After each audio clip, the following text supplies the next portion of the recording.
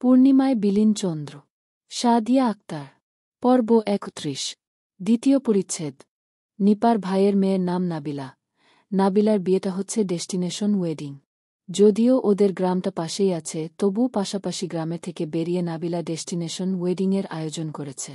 চন্দ্ররা রিসোর্টে উঠেছে, তাদের হপাশে ছেলেপক্ষরা উঠেছে।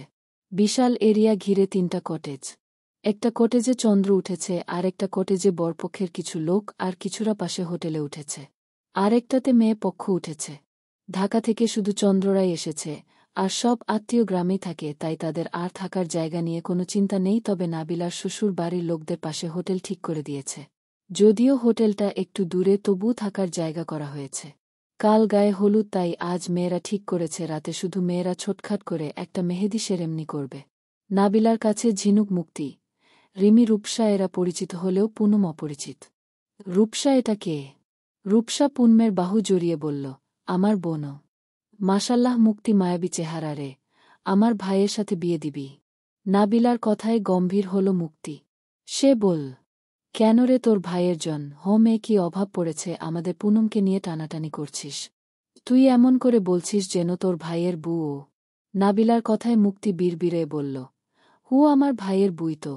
পাশে থাকা রূপসার কানেও গেল, সে অবাক চোখে মুক্তির দিকে তাকায়, তবে পাশে ছোট বোনেরা থাকায় কিছু বল না। কোটেজের মাঝখানে বিশাল লন আছে, সবাই সেখানে বসে আছে, কেউ কারো সাথে গল্প করছে তো কেউ পরিচিত হচ্ছে। কামরুল সাহেবের সাথে বসে পুনম ও মুক্তি রূপসা লুডু খেলছে। চন্দ্র শার্টের হাতা ভাঁজ করতে করতে বের হল। কামরুল সাহেব চন্দ্রকে রেডি হয়ে বের হতে দেখে জিজ্ঞাসা করল, এখন কোথায় যাও? একটু পরেই লাঞ্চ টাইম হয়ে যাবে, এখন কোথাও যেও? এই এলাকার এমপি আকবর আঙ্কেল। মনে আছে আকবর আঙ্কেলের কথা? তোমার স্কুল বন্ধু, সে এসেছে, তার সাথেই দেখা করতে যাচ্ছি বাবা। এই ১ ঘন্টার এই এসে পড়ব। আকবরকে আমার সাথে দেখা করতে বলো, অনেক দিন দেখা নেই বয়াটার। বিয়েতে অনারাও নিমন্ত্রিত, কাল দেখা করে নিও। চলে যায় চন্দ্র। ওর যাওয়ার দিকে ভ্রু কুচকে তাকিয়ে আছে পুনম। চন্দ্রকে দেখেই রূপসার তখনকার কথা মনে পড়ল, তাই সে কামরুল সাহেবকে বল, বড় বাবা তোমরা খেলো, আমি আর মুক্তি একটু আসছি। রূপসা মুক্তিকে টেনে নিয়ে যায়। কোনে কাউকে না দেখে সেখানে দাঁড় করিয়ে বলল, পুনম আর চন্দ্র ভাইয়ের ম্যাটার কি? ভনিতা করল না। মুক্তি সাবলীল কণ্ঠে বলল, ভাই পুনমকে পছন্দ করে আমাদের বাসায় আসার আগে থেকেই। অবাক হয় রূপসা, পরক্ষণেই কিছু মনে হতে মুক্তির দিকে তাকায়। মুক্তি রূপসার মনের কথা বুঝতে পেরে তাড়াতাড়ি বলল, ভাই কাউন্সেলিং-এ আছে, প্রতি সপ্তাহে 2 বার করে কাউন্সেলিং করে, ইভেন এখন সিগারেট ছাড়া আর কিছু খায় না, ইভেন কোকেন তো একদম কমিয়ে দিয়েছে, সেটাও ধীরে ধীরে ছেড়ে দিবে, আমার বিশ্বাস। এত চেঞ্জ! অবাক স্বর রূপসার। মুক্তি মাথা নাড়িয়ে বল, স্রেফ পুনমের জন্য। রূপসা বেশ খুশি হয়, জড়িয়ে ধরে মুক্তিকে কেঁদে দেয়। মুক্তি রূপসা দুইজন। পুনম আমাদের একটা ব্লেসিং। রূপ, আমার ভাইটা আবার সুস্থ সবল জীবনে ফিরে আসবে। আমি অনেক অনেক খুশি। আমিও অনেক খুশি, পিছন থেকে সমস্বরে বলল, আমরাও। মুক্তি রূপসা পিছনে ফিরে তাকায়। রিমি ঝিনুক পরশ পূর্ব নিশা রায়ন মুক্তির পরশের সামনে দাঁড়িয়ে বলল, মামার কানে যেন এই কথা না যায় পরশ। যাবে না বড় আপু, 2 চন্দ্র ভাই আমার আপির এত করছে, আমি তাকে এইটুকু সাহায্য করতে পারব না। সব ভাই বোন একে অপরকে জড়িয়ে ধরে। পিছন থেকে তখন পুনম গাল ফুলিয়ে বল, আমাকে ভুলে গেলে তোমরা যাও, তোমাদের সাথে কথা নাই। লিমন এসে বলল, তাই ঠিক বোনটি, চলো আমরা নিজেদের মতো ঘুরে আসি। এই না, আমরাও যাব। সবাই একসাথে বল। লিমন হাসল। সবাইকে একসাথে নিয়ে ইহান লিমন বের হল আশেপাশে একটু ঘুরতে। এমপি আকবর সরকারের সামনে বসে আছে, পাশে রিশান। চন্দ্র তোমার বাবা আমার বন্ধু, সেই হিসেবেই বলছি, এই হ্যাবসাটা বাদ দাও। আঙ্কেল, হ্যাবসাটা আমার পরিপূর্ণ বৈধ, এবং আমার হ্যাবসায়ের বেশিরভাগ আর্মস বাংলাদেশের সশস্ত্র বাহিনীর কাছে যায়, এতে কোনো ভুল নেই। কিন্তু তোমার বাবা এই রাজনীতি পছন্দ করছে না, সে চাইছে না তুমি এখানে থাকো। রাজনীতি ছেড়ে দেব আঙ্কেল। এই পচা পাকে আমি যার পা দিয়েছি তাকে পাই, এরপর সব ছেড়ে দিব। সেটা আমার উপর ছেড়ে দাও বেটা। ওই লোক তোমার এলাকায় 1 মাসের ট্রান্সফার হয়ে যাবে। তার দিকে তাকায় চন্দ্র। আকবর সরকার চোখের ইশারায় আশ্বস্ত করে। আরও কিছু কথা বলে চন্দ্র রিশান বিদায় নিল। তুই এমপি পদ ছেড়ে দিবি? কেন? দেখ চন্দ্র, অনেক কষ্টে তুই এই পর্যন্ত এসেছিস। এই সময় তোর অনেক শত্রু তৈরি হয়েছে এর মধ্যে। রিশানকে বলতে না দিয়ে চন্দ্র বলল, সেই ব্যবস্থাও হয়ে গেছে। কিভাবে হবে? কোনোভাবে। উদাসীন উত্তর চন্দ্রের। দীর্ঘশ্বাস ছাড়ল রিশান। চন্দ্র যেহেতু বলেছে তাহলে এক আপ হিসেবে কিছু তো রেডি আছে। রিশান তাকায় চন্দ্রের দিকে। এটা সেই কলেজ পড়ুয়া চন্দ্র নেই, হয়েছে এক ধুরন্ধর রহস্যময় চন্দ্র। রাতে মুরব্বীরা নিজেদের মতো কাটালেও বরপক্ষসহ ছেলেরা ঠিক করল অ্যাচালোর পার্টি করবে। মেয়েরা মেহেদি সিরিমনি করে নিজেদের মতো আনন্দ করবে। তাহলে তারা কেন পিছিয়ে থাকবে? সেজন্যই হোটেলের ছাদে কিছু বিয়ার ও সফট ড্রিঙ্কসের আয়োজন করা হয়েছে। আবার ককটেল সহ হালকা স্ট্রং ড্রিঙ্কসের ব্যবস্থাও করা হয়েছে। লিমন বুয়ের ভয়ে না খেলেও চন্দ্র আজ ইচ্ছা করেই খেল না। ওর এই বিষাক্ত জীবনটা ভালো লাগে না, সহজ ও সাবলীল জীবন চায় ও। তাই তো রিহাবে না গিয়েও রিহাবের ডক্টরের সাথে আলোচনা করে তার থেকে কাউন্সেলিং করে চন্দ্র হোটেলের ছাদ থেকে নিচে তাকায়। 12 তলা বিল্ডিংয়ের নিচে কাউকে চুনোপুটি লাগলেও চন্দ্র সেদিকে তাকিয়ে রিল। নাবিলা ওর বরের সাথে দেখা করতে এসেছে, তার সাথে মুক্তি, পুনম, রূপসা, রিমি, ঝিনুক আছে। নাবিলার আর কাজিনরা মেহেদি দেয়ায় বহস্ত। নাবিলার বর থেকে নাবিলা বিয়ার চেয়েছে। তার বর অনেকবার নিষেধ করলেও সে মানেনি, বলেছে এক অ্যান দিলেই হবে। রূপসা ও মুক্তি ও এক্সাইটেড হয়ে আছে। চন্দ্র নিচে থেকে চোখ সরিয়ে গেটের দিকে তাকাতেই দেখল নাবিলার বর হাতে একটা প্যাকেট নিয়ে নামছে। চন্দ্র তার পিছু গিয়ে তার সাথে লিফটে উঠল। এটা কি শাকিল ভাই? চন্দ্রের কথায় ভয় পেল লোকটা। আমতা আমতা করে বলল, আসলে চন্দ্র। চলেন আমিও যাই। স্বস্তির নিঃশ্বাস ছাড়ল শাকিল। নাবিলা খ্যাপাটে হলেও চন্দ্রকে বেশ ভয় পায়, তাই সে চন্দ্রকে সাথে নিয়েই চলল নিচে। নেমে হোটেলের সামনে আসতেই দেখল সবাই নিচে দাঁড়িয়ে। প্রথমে শাকিলকে দেখে নাবিলা এগিয়ে গেলেও চন্দ্রকে দেখে থেমে গেল। সকলে ভয়ে একে অপরের দিকে তাকায়। রিমি বিড়বিড় করে বলল, আপু আজ আর রক্ষা নেই। চন্দ্র ওদের সামনে দাঁড়িয়ে বলল, আইডিয়া কার? গাল ফুলায় নাবিলা কিছু বলতে নিলে ঝিনুক ফট করে বলে দিল, পুনমের। হতভম্ব পুনম ঝিনুকের দিকে দাঁত কর্মর করে একবার তাকিয়ে আবার সবার দিকে তাকায়। সবাই অনুনয় চোখে তার দিকে তাকিয়ে আছে। তা দেখে পুনম বিড়বিড় করে বলল, এরা এমন করে তাকিয়ে আছে যেন বাঘ সবাইকে খেয়ে ফেলবে আর আমি একমাত্র রক্ষাদাত্রী। পুনমের ভাবনার মাঝেই চন্দ্র পুনমের সামনেই দাঁড়ায় চিরচারিত গম্ভীর স্বরে বলল, এক্সপ্লেইন। চলবে। পূর্ণিমায় বিলীন চন্দ্র। সাদিয়া আক্তার। পর্ব 32। দ্বিতীয় পরিচ্ছেদ। হাতের উপরিভাগে ছোট্ট আকারের একটা মান্ডালা ডিজাইন। আঙ্গুলের ডগায় মেহেদিস, অ্যাম্বর্ণা হাতে সবুজ শুকনো মেহেদি। চন্দ্রের বুকের স্পন্দন বাড়ায়। কপাল কুঁচকে তীক্ষ্ণ চোখে পুনমের গতিবিধি লক্ষ্য করছে চন্দ্র। চোখ এদিকে ওদিকে ঘুরানো, হাত উঁচু করে মাথার ঘোমটা টানা, হাতের সবুজ রঙা চুরির রিনিঝিনি শব্দ। হাতের রিনিঝিনি শব্দে হাতে খেয়াল করল আরেক হাতে চুরি নেই। এক হাতে বেশ অনেকগুলো চুরি পড়েছে। চন্দ্র ফট করে বলে উঠল, ওই হাতে চুরি নেই কেন? পুনম সহ সকলে অবাক, তবুও কেউ কিছু না বলে মিটিমিটি হাসতে হাসতে এই দুজনের কান দেখছে। এতক্ষণে নাবিলা সহ তার হবু হাজবেন্ডের মাথাও এসেছে তাদের বিষয়টি। পুনম আমতা আমতা করে বলল, এনেছিলাম, তবে হ্যাগে কিছুতে চাপা পড়ে ভেঙে গেছে। চন্দ্র আর কিছু বলল না। ওদের দিকে তাকাল। ঠিক তখনই আকাশে গর্জন শুরু হল। রূপসা বলল, ভাইয়া বৃষ্টি শুরু হবে, আমরা যাই। শ্রাবণ মাস মানেই যখন তখন বৃষ্টি। বলার সাথে সাথেই বৃষ্টি শুরু হল। সকলে দৌড় দিল। বেশি দূরে না রিসোর্ট, তাই চলেই গেল। শাকিল উপরে উঠে গেলেও চন্দ্র ওই বৃষ্টির হেই দাঁড়িয়ে রিল। কপালে আসা ভেজা চুলগুলো হাত দিয়ে এক ব্রাশ করতে করতে আকাশের দিকে তাকিয়ে কিছু ভাবল, ফের মুচকি হাসল। আরও কিছুক্ষণ বৃষ্টির দাঁড়িয়ে থাকল। কিসব ভেবে চলেছে। পিছন থেকে রিশানের ডাকে অ্যান ভাঙ্গে চন্দ্রের। এই চন্দ্র, দ্রুত আয়, বৃষ্টির আর কতক্ষণ দাঁড়িয়ে থাকবি? চন্দ্র চলে যায় রিশানের সাথে। হোটেলে ক্যাফেতে সকলে আর কিছুক্ষণ থেকে কেউ চা, কেউ কফি খেয়ে, আবার কেউ লেবু পানি খেয়ে কাটিয়ে ঘুমাতে গিয়েছে। কারণ বিবাহিত লোক যদি বুদের হাতে ধরা পড়ে তাহলে খবর আছে। স্নিগ্ধ সকাল। কাল রাতের জোর বৃষ্টির ফলে আকাশ এখনো মেঘলা। পুনম উঠে বসে। দূরে কোথা থেকে ক্ষীণ শব্দের আয়ান ভেসে আসছে। পুনম ওড়না গুছিয়ে হাতের দিকে তাকায়। মেহেদি রংটা বেশ করা হয়েছে, মেরুন রঙা। কাল রাতে মেহেদি শুকানোর পরে উঠিয়ে হাতে সরিষার তেল দিয়ে রেখেছিল। এটা তার আব্বু করত প্রতি ঈদে। আনিস সাহেব পুনমের হাতে ছোট্ট বৃত্ত এঁকে দিত, আবার রাতে শুকিয়ে গেছে সরিষার তেল মাখিয়ে দিত। এতে নাকি মেহেদির রং বাড়ে। পুনম কাউকে ডাকল না। কাল সকলেই অনেক দেরিতে ঘুমিয়েছে। যদিও বৃষ্টির কারণে কেউ বাইরে যায়নি, ঘরেই চায়ের আসর বসেছিল, তবু পুনম আগেই ঘুমিয়ে পড়েছিল। পুনমের ঘুম হলো। ঘুমে ধরলে দিন দুনিয়ার হিসেব নাই, শুধু লাইট অফ থাকলেই হলো। তাহলে হাজার চিল্লাচিল্লির মদ এও সে বিন্দাস ঘুমাতে পারবে।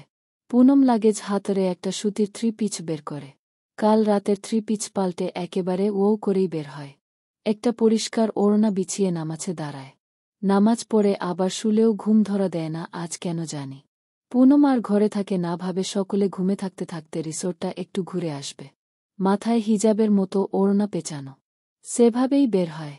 পুনম বের হয়ে কাউকে পায় না, এগিয়ে যায় কটেজের পাশে খোলা জায়গায়। সবুজে ঘেরা স্নিগ্ধ মনোরম পরিবেশ। পাতায় জমে থাকা বৃষ্টি দেখে পুনমের লোভ লাগল পানি ধরার। সে দৌড়ে যেয়ে চিকন গাছটা ঝাড়া দিতেই ঝরঝর করে পানি ছিটকে আসে। সাথে নাম না জানা গাছের পাতাও খিলখিল করে হাসে পুনম। গাছ ছেড়ে নজরে যায় মাটিতে বিছিয়ে থাকা ভৃংরাজ ফুলসহ আরও বুনো ফুল। পুনম ভৃংরাজ ডাল সহ ছিঁড়ে কয়েকটা ডাল একত্রে করে একটা ক্রাউন বানায়, এর উপরে ফাঁকে ফাঁকে আরও বুনো ফুল দিয়ে সাজায়। সেটা মাথায় দেয়। ইস, যদি মোবাইলটা আনতে পারতাম তাহলে কয়েকটা ছবি তুলতে পারতাম। আফসোস স্বরে বলল পুনম। ফের মুচকি হেসে নিজেই বলে, নাই, ফিরে যেয়ে আগে ছবি তুলব। পুনমের নিজ মনে কথা বলতে বলতে একটা কাগজের প্লেন এসে পুনমের দিক কপাল বরাবর বাড়ি খায়। কপাল ডলতে ডলতে পুনম নিচে পড়ে থাকা প্লেনটা উঠিয়ে আশেপাশে তাকায়। পুনম প্লেনটা ফেলে দিতে নিয়েও আবার ভাঁজ খুলে। সেখানে গুটি গুটি অক্ষরে লেখা, এভাবে হাসলে কেন মেয়ে তোমার হাসিতে যে কেউ ঘায়েল, কারো হৃদয়ে দোলাচল বাড়ে। সেটা কি এই পাষাণস এমকন টের পায়। পুনম অবাক, এই চিঠি কে দিল? পুনম আশেপাশে তাকালে কাউকে দেখতে পায় না। কাগজের টুকরো ফেলে দিতে নিয়েও ফেলে না, হয়তো কারো প্রেমপত্র ভুলে তার কাছে এসেছে এই ভেবে হাতের মুঠে করে নিয়ে গেল। পুনম ভিতরে যেতেই বড় কটেজটার পিছনের দেয়াল থেকে একটা ছায়া মূর্তি সরে গেল। সকাল 10টায় ঝিনুকের ধাক্কায় পুনমের ঘুম ভাঙে। সকালে সেখান থেকে ফিরে এসেই পুনম ঘুমিয়ে পড়েছিল। অবশ্য চিঠিটা হেফাজত করেই রেখেছে। কার না কার চিঠি। পুনম উঠে সর্বপ্রথম ঝিনুককে জিজ্ঞাসা করল, এই ঝিনুক, তুই প্রেম করিস? পুনমের প্রশ্নে ঝিনুক প্রথমে থতমত খেলেও পরে লজ্জা পেল। পুনমের সামনে বসে আশেপাশে তাকায়, বড় কেউ আছে নাকি? কাউকে না দেখে ফিসফিসিয়ে লজ্জালু স্বরে পুনমেকে বলল, বড় বড় চোখে তাকিয়ে থাকে পুনম ঝিনুকের দিকে। অবাক স্বরেই শুধায়, কে ছেলেটা? কার সাথে প্রেম করিস? ভাইয়ারা জানতে পারলে খবর করে ছাড়বে কিন্তু। নাক মুখ কুচকে বলল, কচু করবে তোর ভাইয়ারা? ওই ভাই রিসাইন নাই আমার পিছু পিছু ঘুরে। কথা শেষে মুখ বাঁকায় ঝিনুক। পুনম হা হয়ে তাকিয়ে আছে, তার বিশ্বাস করতে কষ্ট হচ্ছে রিশান ভাই এরকম করে। পুনমের মনে পড়ে কলেজে যেতে নিলে রিশান সব সময় তাকে আর ঝিনুককে একটু বেশি শাসাত, কোনো ছেলের সাথে যাতে কথা না বলে। কেউ ডিস্টার্ব করলে যেন তাকে জানায়। সেই ভাই তোলে তোলে এত দূর। ঝিনুক পুনমের হা হয়ে থাকা চেহারার দিকে তাকিয়ে বলল, কিরে, বিশ্বাস হয় না তো? দ্বারা প্রমাণ দিচ্ছি।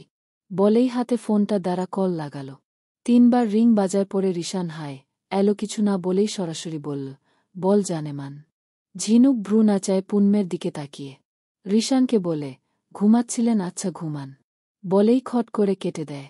পুনম দৌড়ে যেয়ে নিজের ছোট্ট পার্স থেকে একটা চিরকুট আনে। ঝিনুকের দিকে বাড়িয়ে বলল, তাহলে এটা তোর? কাগজটার দিকে তাকায় ঝিনুক পুনমের দিকে তাকিয়ে বলল, এটা কি? তুই আর আমি এই 3 পিচটা এক রকম বানিয়েছিলাম না? আরে দেখো, এটা আমার পরনে। তাই হয়তো রিশান ভাই ভুল করে এই চিঠিটা তোর বদলে আমার কাছে পাঠিয়েছে। গম্ভীর হয় ঝিনুক। এত বড় গন্ডগোল তো রিশানের করার কথা না। গম্ভীর স্বরেই জিজ্ঞাসা করে, কখন দিয়েছে? আজ সকালে আমি যখন নামাজ পড়ে হাঁটতে বের হয়েছিলাম তখন একটা এরোপ্লেন আমার কপালে এসে লাগে। সেটা খুলতেই দেখি প্রেমময় চিলকুট। ঝিনুক পত্রখানা পড়ে মুখ বাঁকিয়ে বলল, এত সুন্দর প্রেমপত্র লিখবে রিশান ভাই? মাথা খারাপ নাকি? ঝিনুকের কথা শুনে বেশ চিন্তায় পড়ল পুনম। চিরকুটটা নিয়ে ভাঁজ করতে করতে চিন্তিত স্বরেই বলল, তাহলে কার হতে পারে বলতো? কাঁধ ঝাঁকায় ঝিনুক। ফের পুনমকে এসব চিন্তা ভাবনা বাদ দিয়ে ফ্রেশ হয়ে বাইরে আসতে বল। পুনমও তাই করল। হয়তো কারো চিঠি তার হাতে এসে পড়েছে, তাই না ভেবে ফ্রেশ হয়ে আসতেই দেখে ডেকোরেশনের কাজ চলছে রাতে গায়ে হলুদ। তাই পুনম দাঁড়িয়ে দাঁড়িয়ে ডেকোরেশনের কাজ দেখছিল। ঠিক তখনই তার মাথায় ওড়নায় কিছু লাগার আভাস পায়। খুলতেই দেখতে পায় সেখানে লেখা, এই মেয়ে, এই তোমার সাহস কি করে হয় আমার লেখা চিঠি কাউকে দেখানো? বেশি সাহস হয়েছে নাকি? চলবে। পূর্ণিমায় বিলীন চন্দ্র। সাদিয়া আক্তার। পর্ব 33। দ্বিতীয় পরিচ্ছেদ। পুনমের হাতে এখনো চিরকুট। সে ভাবছে এটা বারবার তার কাছেই এসে পড়ছে কেন? তাকে কি কেউ বিভ্রান্ত করার চেষ্টা করছে নাকি কেউ তার সাথে মজা করছে? ভালো লাগছে না তার এই বিভ্রান্তিকর মজা, তাই সে ঠিক করল আর চিরকুটি খুলবে না। ঠিক তখনই বাজখাই গলাতে কেউ তাকে ধমকে উঠল। এখানে কি করছ? আর হাতে ওইটা কি? পিছন থেকে বজ্রকণ্ঠে ভয় পেয়ে গেল পুনম। পিছনে তাকিয়ে দেখল চন্দ্র। বিরক্তিকরভাবে একবার চন্দ্রের দিকে তাকিয়ে ফের বিড়বিড় করে বলল, এই লোকের কি চিল্লাচিল্লি ছাড়া আর কোনো কাজ নেই নাকি? ধমক, এক কানি ছাড়া কথা বলতে পারে না এই লোক? কিছু জিজ্ঞাসা করেছি। নাক কুঁচকে চন্দ্রের দিকে তাকিয়ে বলল, কি? এখানে কি করছ? বলেই ডেকোরেশনের লোকের দিকে তাকায়, যারা এতক্ষণ পুনমের দিকে তাকিয়েছিল, এখন চন্দ্রের ঝাড়ি শুনে কাজে মন দিয়েছে।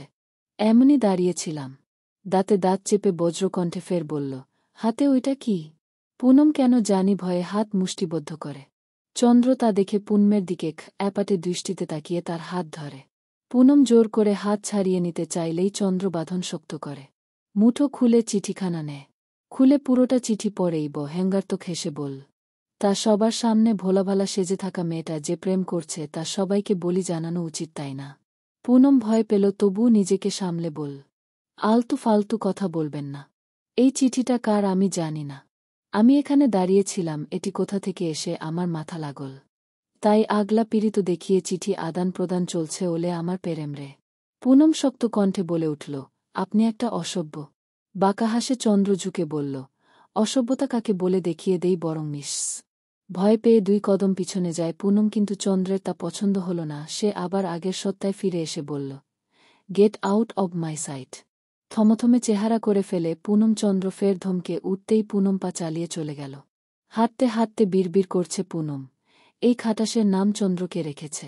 এই লোক যেমনে গর্জন তর্জন করে, এর নাম চন্দ্র না রেখে বাঘ রাখা উচিত ছিল। ওই জঙ্গল বুকের মোগলির মতো এই লোকটা আমাকে দেখলেই তেরে আসে, যেন সে শের খান, আমি মোগলি। সে তো খান বংশ না আলী বংশ।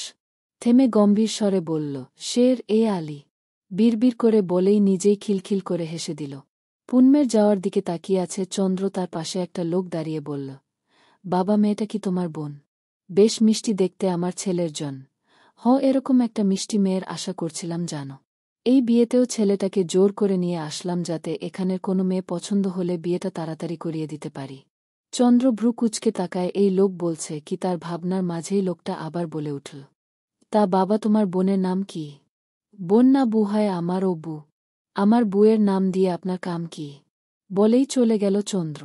লোকটা আফসোস স্বরে বলল, এমন কাট্টাখোট্টা ছেলের সাথে এই মিষ্টি মেয়ের কোনো ভাবেই যায় না। আমার ছেলের কি বিয়ে হবে না? ছেলে ও মেয়ে উভয়ের হলুদের আয়োজন করা হয়েছে একসাথে। স্টেজে নাবিলা শাকিল একসাথে বসে আছে। নাবিলার পরনে হালকা হলুদ রঙা লেহেঙ্গা, শাকিলের পরনে হালকা হলুদ রঙা পাঞ্জাবি। আর বাকিদের ড্রেস কোড দেয়া হয়েছে সি ব্লু রঙা শাড়ি বা যেকোনো ড্রেস। বেশিরভাগ মেয়েরাই শাড়ি পরেছে। যেহেতু আগে থেকে সবাইকে ড্রেস কোড বলা হয়েছিল এবং কার্ডে উল্লেখ ছিল, তাই কারও কোনো সমস্যা হয়নি। রূপসা আজকেও শাড়ি হাতে পুনমের সামনে বসে আছে।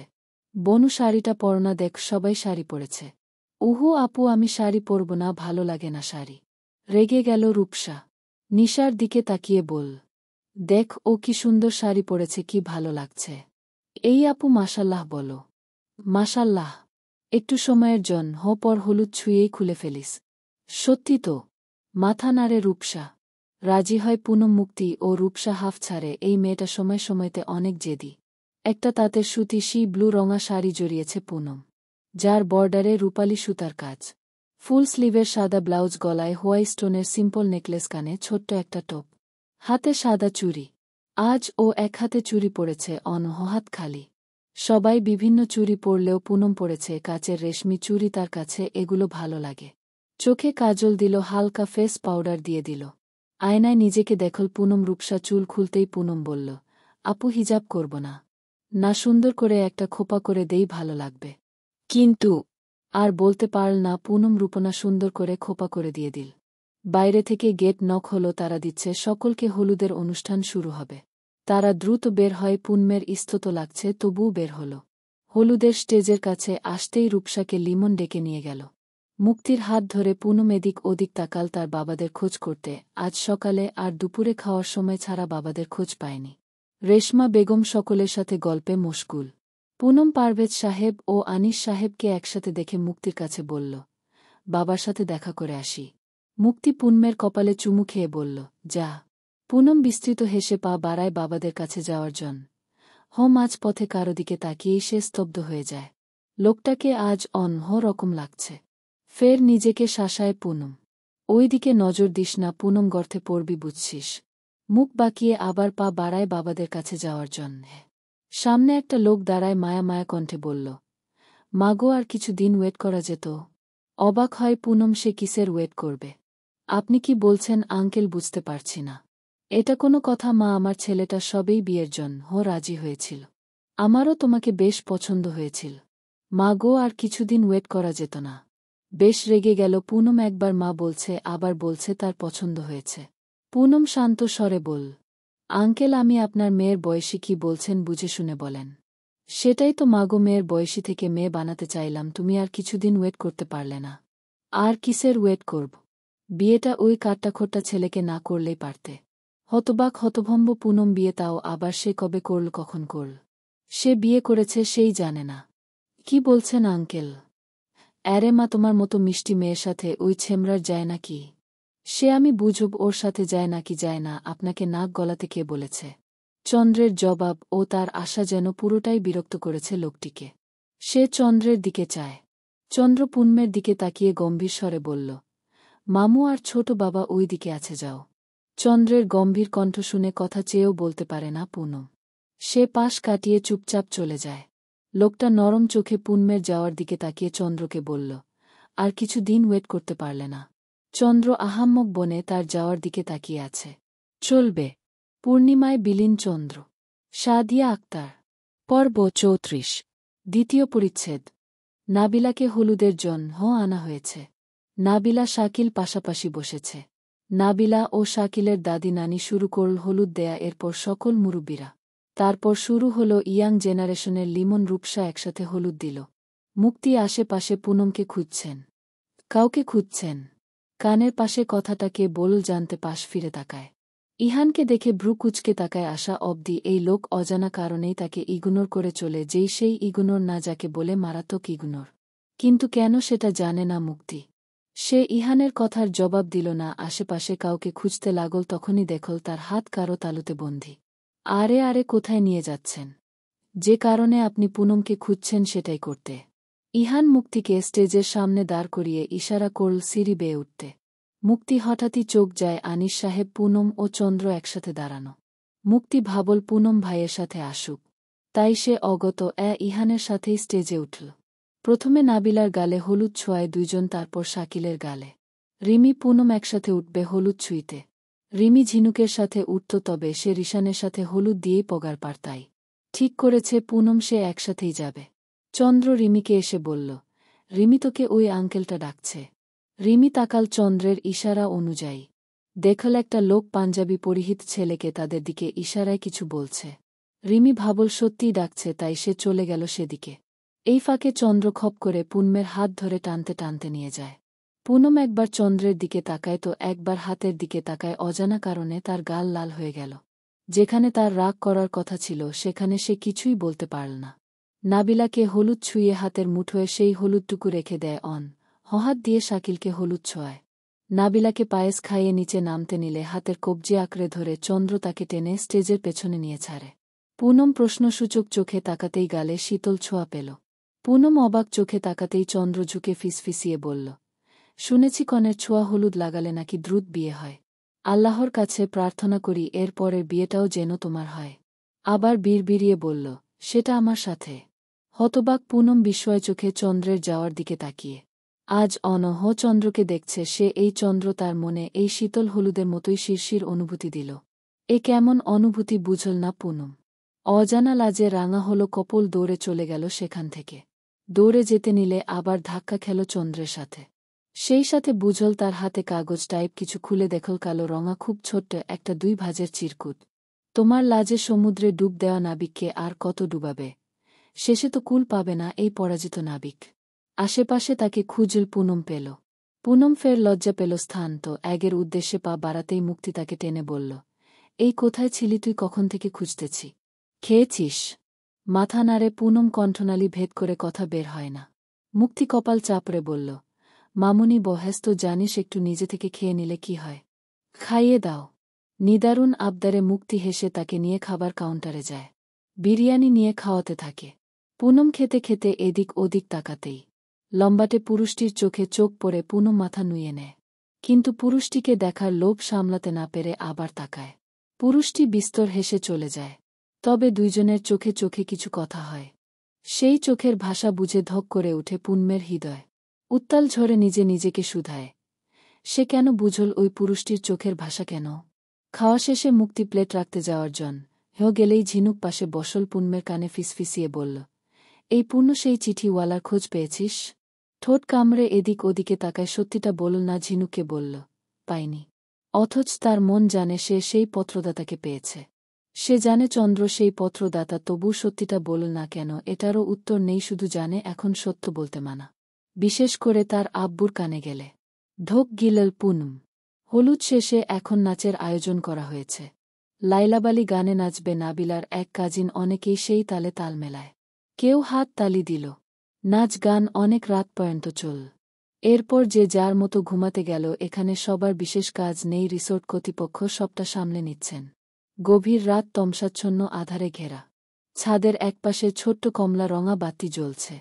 রেলিংয়ে এলান দিয়ে দাঁড়িয়ে চন্দ্র উজ্জ্বল অম্বরে দৃষ্টি তার। অর্ধ আকৃতির ইন্দুর দিকে তাকিয়ে ফিসফিসিয়ে বলল, তুইও চাঁদ আমিও চাঁদ, কলঙ্কে ঘেরা আমাদের জীবন। তবে সেই কলঙ্ক আমাদের সৌন্দর্যকে বিলীন করতে পারেনি। জানিস চাঁদ, তুই আমার বড্ড আপন। এই তুই জানিস এই ঘাট এরা বেপরোয়া ছেলেটা কতটা নির্ব, কতটি ভঙ্গুর। আচ্ছা চাঁদ, আমার প্রেয়সী কি আমাকে মানবে সেই ক্রুটিসহ? সেই সময় ধীর পায়ে কারো হাঁটার শব্দ পেল রাতে নিস্তব্ধতায়। সেটাও শোনাল তবে ক্ষীণ, কিন্তু চন্দ্র টের পেল বুঝল কাঙ্ক্ষিত রমণী এসেছে। এই অধমের অপেক্ষা তাহলে শেষ হল। অবশেষে আসিল জোহরা। হৃদয় নিংড়ানো ডাক বুঝি উপেক্ষা করা যায়? সামনে ফিরে চন্দ্র পূর্ণ দৃষ্টিতে তার জোহরার দিকে তাকিয়ে বলল, তাই বুঝি? পুনম দিকে তাকায়। আজ সে নিজের অনিচ্ছাকৃত অনেক কাজ করছে, কিন্তু কেন জানা নেই তার। তবে ভালো লাগছে মন থেকে। মনে প্রশান্তির হাওয়া বইছে। অনেক রাত হয়েছে, এবার যাই। বললেও গেল না, চন্দ্রের দিকে তাকাল। চন্দ্র কিছু বলল না, পায়ে পায়ে এগিয়ে আসল। এক হাত দূরত্ব বজায় রেখে বলল, হাতটা উঁচু করো। পুনম তাকায় চন্দ্রের দিকে। চন্দ্র আবার চোখে ইশারা করলে কনুই ভেঙ্গে হাতখানা চন্দ্রের সামনে ধরে। চন্দ্র ধরল না, ছুঁইল না, তবে পকেট হাতরে বের করল এক মুঠো কাচের চুড়ি। ধরা ছাড়াই চুড়িগুলা উপর থেকে পুনমের হাত ছাড়ল অর্ধ হাত পর্যন্ত আসলে। সযত্নে চুড়ি একটা একটা করে টেনে নিচে নামাল। পুনম অপলক চন্দ্রের দিকে তাকিয়ে। চন্দ্র তার দিকে তাকাতেই নজর ঝুঁকায়। নজর ঝুঁকাতেই চোখে পড়ল দুইজনের ছায়া। ছায়া জোড়া কেমন পাশাপাশি একত্রে দাঁড়িয়ে, একত্রে মিশে, অথচ তাদের দূরত্ব এক হাত। পুনমকে তাকিয়ে থাকতে দেখে চন্দ্র বল, ছায়াও চায় আমি তুমি আমরা হই, একে অপরের ছায়া সঙ্গীর সাথে পাশাপাশি ও কাছাকাছি থাকার সঙ্গী হই। কি বলবে ভেবে পেল না পুনম। এদিক ওদিক তাকিয়ে চন্দ্রের সামনে থেকে দৌড়ে যেতে নিলে চন্দ্র বলল, একটু। থেমে গেল পুনম চন্দ্রের দিকে ফিরে বল, খুলব না, চুরি থাকবে আমার হাতে।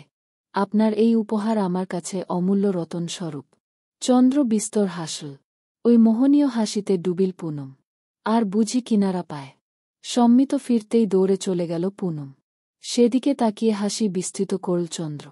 বহুদিন পর আজ হাসল চন্দ্র। এমন হাসি অনেক দিন কেউ দেখেনি। চলবে পূর্ণিমায় বিলীন চন্দ্র। সাদিয়া আক্তার। পর্ব ৩৫। দ্বিতীয় পরিচ্ছেদ। ঘরে ঢুকে সোজা রুমের সাথে লাগোয়া বারান্দায় যায় পুনম। দেয়াল ঘেঁষে বসে পড়ে।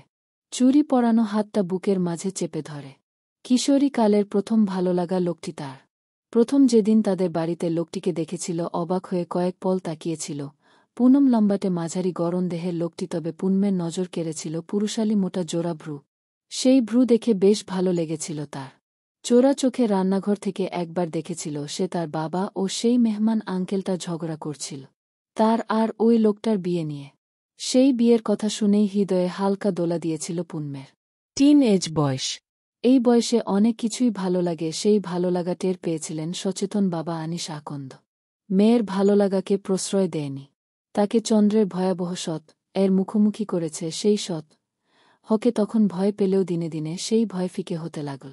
লোকটা তাকে কটু কথা বললে তার কষ্ট লাগত, প্রথম প্রথম ইগনোর করতে লাগল, পরে রাগে বসে তার মুখের উপর জবাব দিত। কিন্তু পুনম এটি খেয়াল করত, সে যখন লোকটার মুখে মুখে জবাব দিত লোকটার চোখে রাগ থাকত না, থাকত একরাশ মুগ্ধতা, যা গাম্ভীর্যতার আড়ালে ছেয়ে থাকত। কেন জানি পুনম সেগুলো দেখতে পেত। বলা চলে মেয়েদের সিক্স সেন্স প্রখর। পুনম অনেক কিছুই ধরতে পারল, কিন্তু বাবার ভয়ে ধরা দিল না। ওই যে বাবাকে সে কথা দিয়েছে সে চন্দ্রের থেকে দূরে থাকবে। তবে আজ শাড়িতে পুনমকে দেখে চন্দ্রের ধৈর্যের বাদ যখন ভাঙল পুনমের, ও ওয়াদার কথা মনে রিল না। হু হু করে কেঁদে দিল পুনম। বিড়বিড় করে বলল, মোশরি আব্বু, মোশরি, আমি কথা রাখতে পারিনি, নিজের মনকে আটকে রাখতে, তার ডাকে সাড়া না দিয়ে থাকতে পারিনি। বাবার কথা রাখতে না পারার অনুশোচনায় জর্জরিত পুনম দেয়ালে মাথা ঠেকিয়ে পূর্ণিমা রাঙা আলোয় আকাশের দিকে তাকিয়ে আছে। পুনমদের কটেজের সামনাসামনি চন্দ্রদের কটেজ। পুনম যদিও এখানে থাকার কথা, তবে নাবিলা চাওয়ায় মুক্তি। পুনম, ঝিনুক, রিমি এরা একসাথে আছে।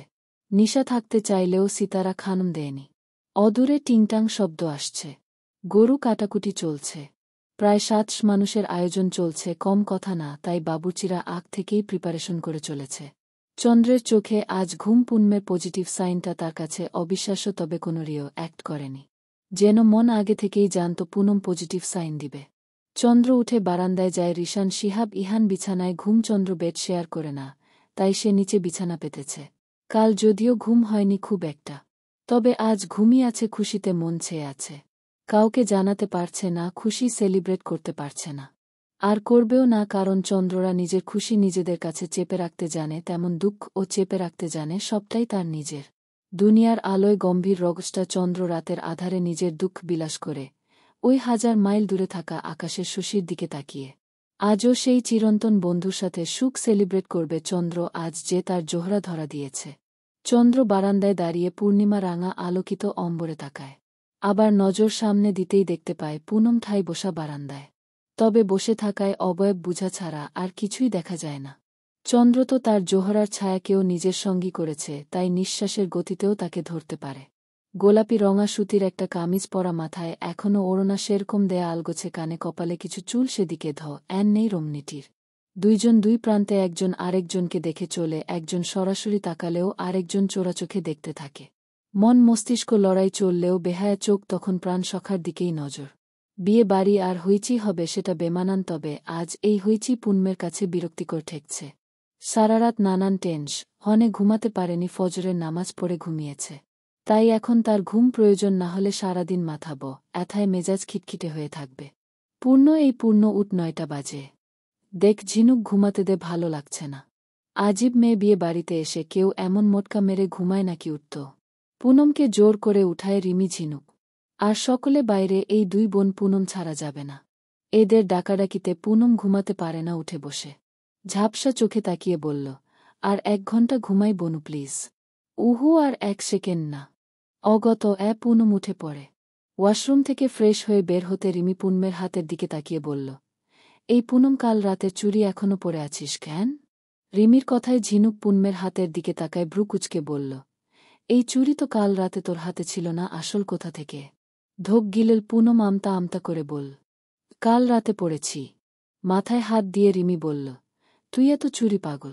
তবে ঝিনুক এখনো পুনমের হাতের দিকে তাকিয়ে আছে। আজ পুনম কোনো আনন্দে অংশগ্রহণ করেনি।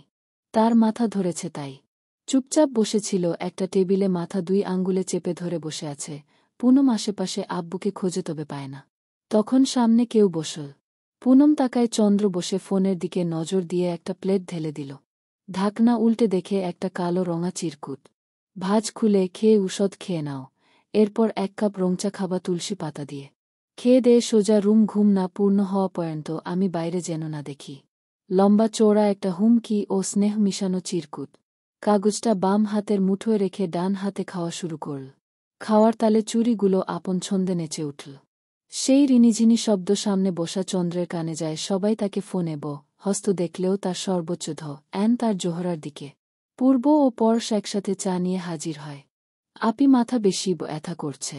পরশের কথা শুনে পুনম অভিমানী স্বরে বল, এখন আপির খেয়াল কে রাখে? আপি তো কেউ না, তাই আপির দিকে কারো খেয়াল নেই। খারাপ লাগে পূর্ব পরশের। বিয়ে বাড়িতে আসার পর থেকে তারা পুনমের কাছে খুব একটা আসেনি। মুক্তি নিষেধ করেছে অবশ্য। পূর্বপরশ চিন্তা করল, তবুও একবার চেক করা উচিত ছিল তাদের প্রিয় আপিটা ঠিক আছে কিনা। সুরি এক কানে ধরে দুই ভাই একসাথে বল, ওদের বন্ডিংটা ভালো লাগে পুনমের, ঠিক যেন দুইজন যমজ, ওই যে হয় না নন আইডেন্টিক্যাল টুইন্স, তাদের মতো। দুইজন সবসময় জোড়া জোড়া থাকে, তাদের দেখে বুঝার 1 বছর আগ পর্যন্ত তাদের পরিচয় ছিল না।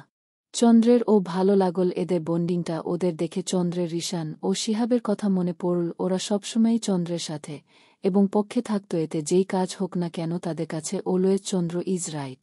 কেউ ডাকতেই চন্দ্র সেখানে চলে গেল, আর যাওয়ার আগে পুনমকে খাওয়ার পুরোটা শেষ করতে ইশারা করে গেল। বেলা একটা আড়মোড়া ভানে পুনম মোবাইল হাতে নিয়ে দেখল সময় 1:10। বেশ ভালো একটা ঘুম হয়েছে তার, শশীর ঝরঝরে লাগছে। দরজা খুলে বের হয় ঝিনুক। রিমি দৌড়ে আসে, কিরে তোর মাথা ব্যথা কমেছে? হু পূর্বপরশ তোর কাছে যেতেই দিল না, বলল তুই ঘুম এখন, যাতে তোকে ডিস্টার্ব না করি। ঘুমের কারণে তো মজাও করতে পারলি না, দেখো আমরা রং খেলেছি। পুনম তাকায় ওদের দিকে, পুরো মুখ জামা রঙে জর্জরিত। পুনম হাসল। ঝিনুক বলল, চল রেডি হতে চল, পার্লার থেকে লোক এসেছে নাবিলা আপুকে নিয়ে। রূপ আপু ও মুক্তি আপু সেই দিকেই আছে। আমরাও সাজবাজ। ওহো আমি সাজব না, আমাকে আপু সাজিয়ে দিবে। কিছু বলে না, দুই বোন পুনমকে টেনে নিয়ে যেতে লাগে। যাওয়ার পথে হঠাৎই থেকে যায় পুনম সামনে দাঁড়িয়ে থাকা লোকটাকে দেখে। এ যেন এক অনহ চন্দ্র দাঁড়িয়ে। চন্দ্রকে দেখে রিমি ঝিনুক পুনমকে রেখেই চলে গেল। তাদের মিশন চলছে, চন্দ্র পুনম এক করার মিশন চলবে।